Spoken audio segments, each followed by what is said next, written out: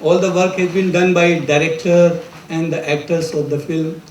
They have done a tremendous and marvelous job, and I should thank them all, and wish them all the best for this film success. हाँ, film के actor subject के बहुत involve थे। जिम्मी ने बहुत अच्छा play किया है, जिम्मी ने बहुत इन्वॉल्वमेंट से काम किया, सलोनी, हर एक इंसान उसमें जितने फिल्म का जो है ना, हर एक आदमी अपनी मेहनत से इन्वॉल्वमेंट से काम किया है। इवन आदेश श्रीवास्तव ने म्यूज़िक बहुत अच्छा बनाया उसमें।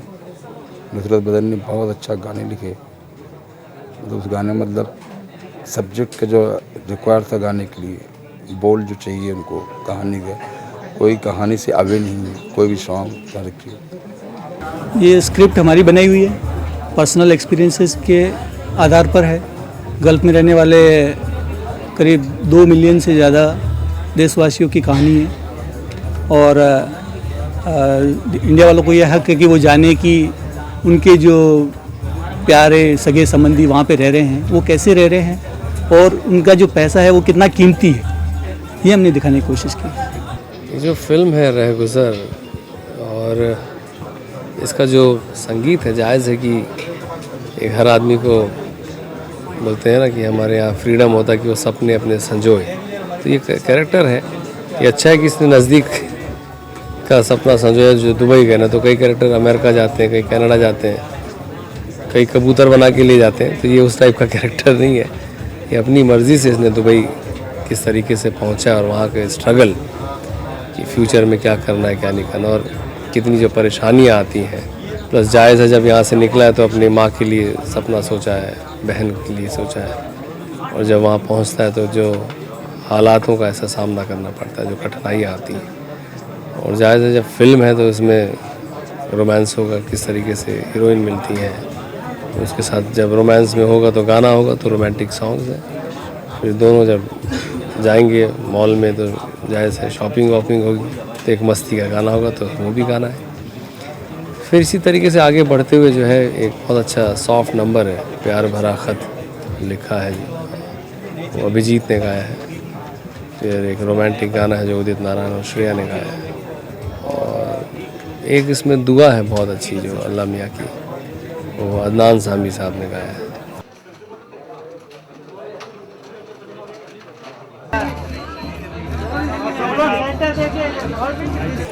The script, when director Farooq ji narrated me the script, and it was really hard hitting कि every family member, the audience, when they will watch the movie, they'll feel कि हाँ ये हमारे घर की story है, because from every family there's one member who's gone abroad either to study or to earn something like that, और but it's not easy life there, वो हमने दिखाने की कोशिश की है कि how difficult it is to survive outside. But यहाँ के लोग की सोचते कह रहे हो तो करोड़पति हो गया तो अरबपति हो गया, ये भेजो ये भेजो ये भेजो, तो दैट्स नॉट ईजी।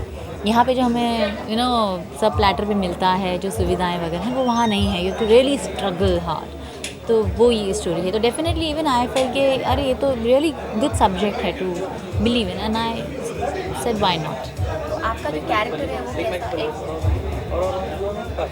आपका जो कैरेक्टर है वो कैसा है, क्या?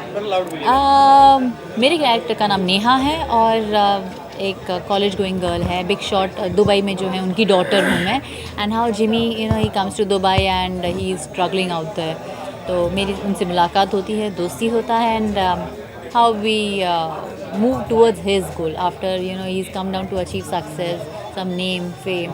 So it's very difficult for a person who's not from that place to survive in any, not only in Gulf, anywhere, US or wherever.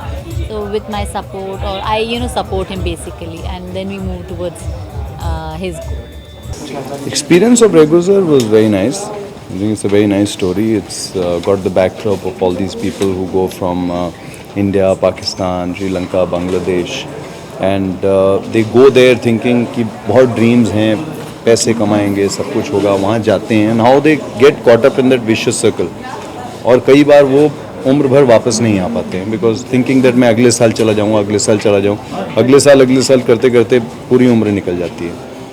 और मेरा कैरेक्टर जो है एक लड़के का है जो एक मिडिल क्लास फैमिली का है, और उसका सिर्फ इतना है कि मैं किसी भी तरीके से किसी भी चीज़ पे कॉम्प्रोमाइज़ नहीं करूँगा।